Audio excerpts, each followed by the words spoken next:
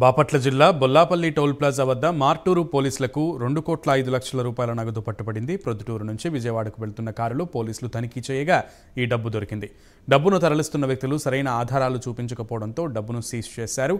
డబ్బు తరలిస్తున్న ఇద్దరిని పోలీసులు అదుపులోకి తీసుకుని విచారిస్తున్నారు. డబ్బు తరలిస్తున్న ఇద్దరు విజయవాడకు చెందిన వారేనని బాపట్ల డీఎస్పీ వెంకటేశ్వర్లు స్పష్టం చేశారు.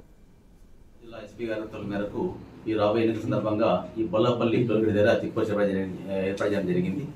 అక్కడ వచ్చేసి 24 hours మన వాహన తనిఖీ చేసుకుంటాము.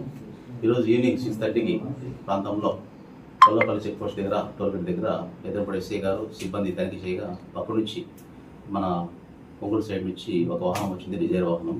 దాని వాహనం తనిఖీ చేయగా దాంట్లో క్యాష్ దొరికింది. సో దాంట్లో వచ్చేసి శ్రీనివాస్ రెడ్డి అని చెప్పి విజయవాడ చెందిన శ్రీనివాస్ రెడ్డి, అదేవిధంగా డ్రైవర్ వచ్చేసి శ్రీనివాస్ అని చెప్పి స్విఫ్ట్ డిజైర్లో ఈ క్యాష్ రావడం పెట్టుకోవడం జరిగింది.